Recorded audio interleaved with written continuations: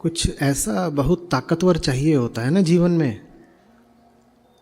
जो आपके सब छितराए भटकते हुए हिस्सों को एक सशक्त चुंबक की तरह अपनी ओर खींच ले।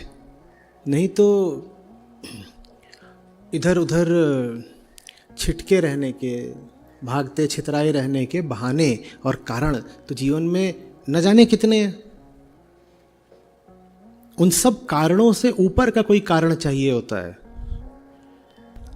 नहीं तो जीवन वैसे ही रहता है बिल्कुल कि जैसे शीशा ऊपर से गिरा हो और टूट के बिखर गया हो। वो जो छितराए हुए टुकड़े रहते हैं कांच के, उनमें कोई आपको ढांचा, कोई तारतम्य कुछ पता चलता है। बस आम आदमी का जीवन ऐसे ही टूटे हुए शीशे की तरह होता है। या दूसरा उदाहरण ले लो कि जैसे लोहे के छोटे छोटे टुकड़े हों या छोटी छोटी कीलें हों, उनका एक डब्बा हो और वो डब्बा जमीन पे गिर गया हो और सारे टुकड़े और कीलें बिखर गए हों। उन कीलों की दिशाओं में कोई समरसता होगी? किसी कील का मुंह किधर को है, उधर को है, किसी का इधर को है, कोई ऐसी पड़ी है, कोई वैसी पड़ी है, कोई थोड़ा इधर पड़ी है, कोई थोड़ा उधर निकल गई है, लुढ़कते लुढ़कते घूमते घूमते, है ना। ऐसे ही हमारी जिंदगी होती है। और फिर अगर पास में आ जाए कोई बड़ा चुंबक, तब क्या होगा? ये सारी कीलें खिंच करके एक दिशा में निर्दिष्ट हो जाएंगी। वो चाहिए होता है। उसी से जीवन में एक समरसता, एक धार आती है। वो क्यों नहीं आता? क्योंकि वो कीमत मांगता है। छितराए रहने का एक अपना सुख होता है।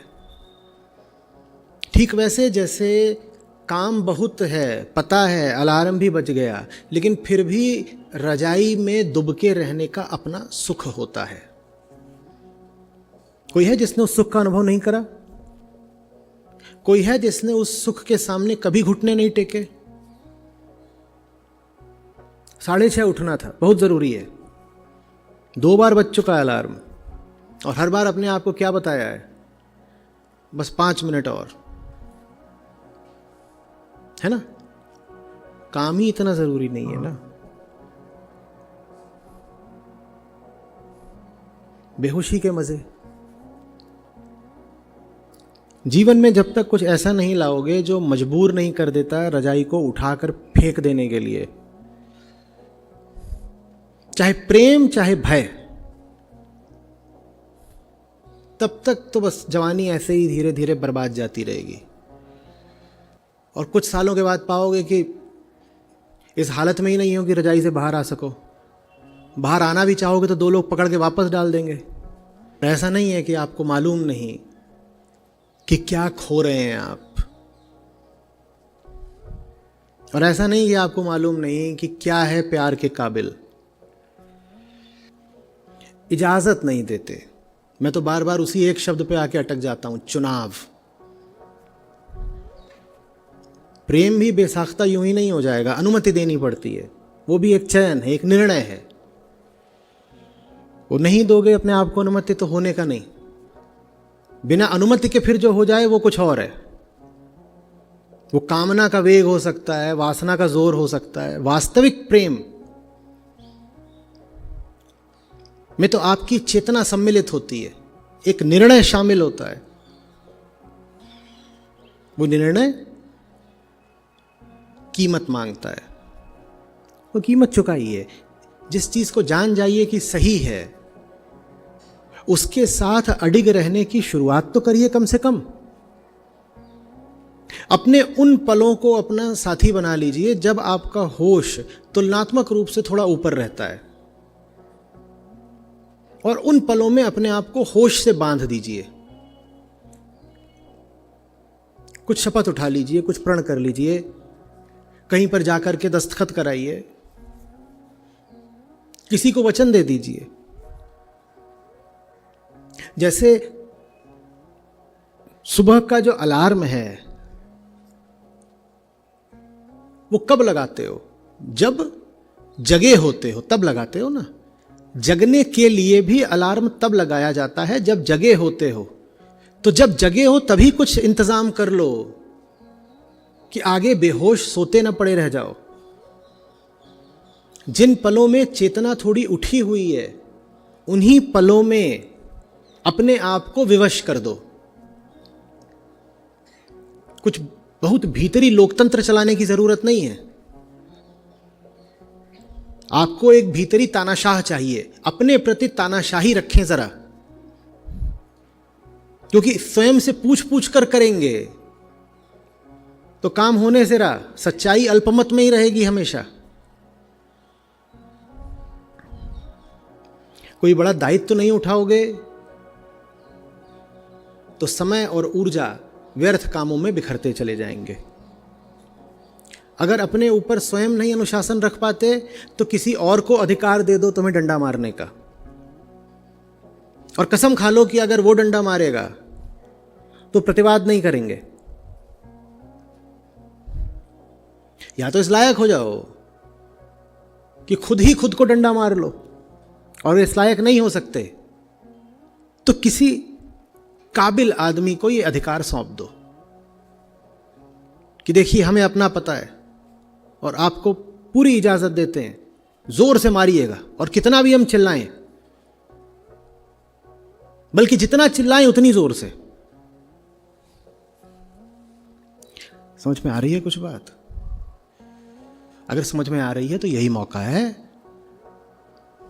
डंडा उठाओ, किसी के हाथ में दे दो। आपका डंडा, हमारा पिछवाड़ा।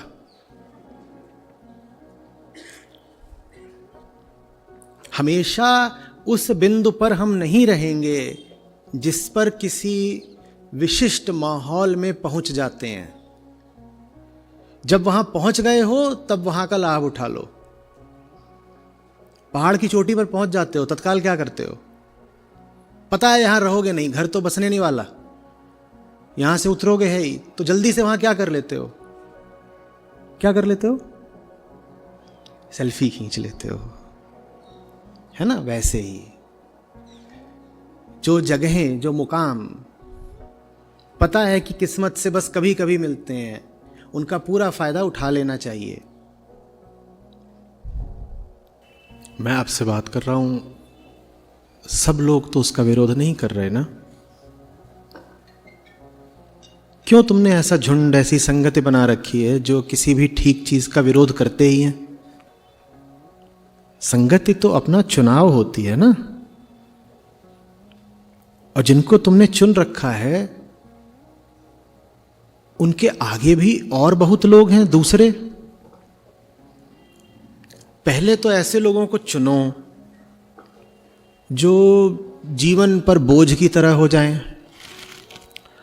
और फिर आकर शिकायत करो कि मेरे जीवन में तो सब व्यर्थ ही व्यर्थ लोग हैं। याद दिला दूं, दुनिया की आबादी 800 करोड़ की है ना? और उसमें से कितने लोगों को तुमने अपना समाज बना रखा है, जिनको जानते हो, जो तुम्हारी कॉलिंग लिस्ट में है, व्हाट्सएप ग्रुप में है? कितने लोग हैं? 80? 200?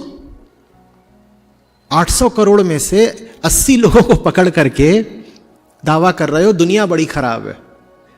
दुनिया खराब है या तुम खराब हो कि 800 करोड़ की दुनिया में जो 80 बिल्कुल बदहाल नमूने थे उन्हीं को तुमने समेट लिया चुन चुन के? तुम्हें और कोई नहीं मिला था? तुम्हारी संगति तुम्हारा चुनाव है ना। क्यों ऐसे लोगों को पकड़े बैठे हो? उन बेचारों को भी जरा मुक्ति दो, वो भी तुमसे परेशान ही होंगे। अब ये सब लाइव हो रहा है, यहां पर आकर न जाने किन लोगों की शिकायत कर रहे हो, वो भी सुन रहे होंगे, बेचारे तड़पते होंगे कि कहां से इसको जाके पोल खोल रहा है पूरी दुनिया में। छोड़ो ना उनको। अगर ईमानदारी से तुम्हें लगता है कि तुम पूरी कोशिश कर चुके हो उनको समझाने की, बताने की, तो फिर प्रतीक्षा करो कि उनका जब वक्त आएगा तब समझेंगे। बहुत छोटा सा पेड़ हो अभी, उसमें से फल की उम्मीद करना व्यर्थ है ना।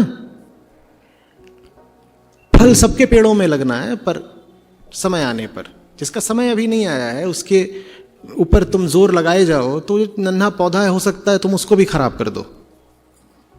ठीक है, देखिए हम बड़ी विचित्र बात करते हैं।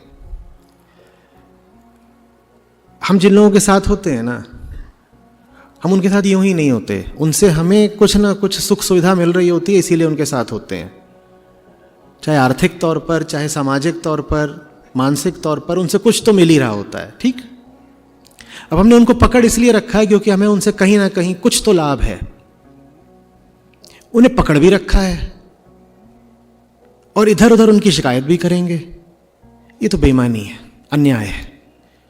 वो इतने ही बुरे हैं तो क्यों लौट लौट के उन्हीं के पास जाते हो? जाते इसलिए हो ताकि उनसे जो मिल रहा है वो मिलता रहे। तो हम कह रहे हैं कि हमें दोनों तरह के सुख चाहिए, उनसे जो मिल रहा है उसका सुख भी और उनके खिलाफ शिकायत करने का सुख भी। ये सब रिश्तों में ऐसा ही है। ऐसा है या नहीं है? बोलिए। एक सीमा के बाद मैं तो पूछता हूं, क्यों झेल रहे हो? इतना ही बुरा है अगर मामला तो क्यों झेल रहे हो? लोग आएंगे, बैठेंगे, धारा प्रवाह 20 मिनट तक शिकायत ही शिकायत, शिकायत ही शिकायत, शिकायत ही शिकायत। मैंने कहा देखिए आपकी बात में दम है, बिल्कुल 20 मिनट तक आपने दिल से जहर उगला है। अब आपके जहर को पूरा सम्मान देते हुए मेरी प्रार्थना है कि जिनके खिलाफ इतना जहर है आपके पास, उनको त्याग ही दें। क्योंकि इतना जहर रख करके तो तुम उस रिश्ते के साथ भी क्या इंसाफ कर रहे हो? या फिर कोशिश करो पूरी चीजों को बदलने की। बदल जाए तो अच्छा, नहीं बदलें तो प्रतीक्षा करो। भारत बहुत बुरा है, भारत बहुत गंदा है, भारत ऐसा है, भारत वैसा है। तो साहब दुनिया में इतने देश हैं, कहीं और चले जाइए। या अगर भारत में हैं तो शिकायत करना बंद कीजिए, सुधारने के लिए कुछ काम करिए। रहेंगे भी भारत में और गाली भी भारत को देंगे, ये बात हमें समझ में नहीं आती। देशभक्ति के नाते नहीं, इंसान होने के नाते। कुछ अगर इतना ही बुरा है तो क्यों चिपके बैठे हो? छोड़ो ना। दोनों बातें। पहला, ईमानदारी से पूछो सुधारने की कोशिश कितनी की, और प्रेम है अगर तो जान लगा दो सुधारने में। तो दूसरी बात, ईमानदारी से पूछो सामने वाले का अभी समय आया है क्या सुधरने का, और ज्ञान है अगर तो जान जाओगे कि शायद अभी प्रतीक्षा करनी चाहिए। प्रेम ज्ञान दोनों चाहिए। प्रेम तुम्हें बताता है कि जम करके टूट करके कोशिश करो, और ज्ञान तुम्हें बताता है कि कोशिश अंधी नहीं होनी चाहिए। हर चीज का एक सही मार्ग और सही समय होता है। पर न प्रेम हो न ज्ञान हो तो बस शिकायत रहती है, उससे कुछ हासिल नहीं होता।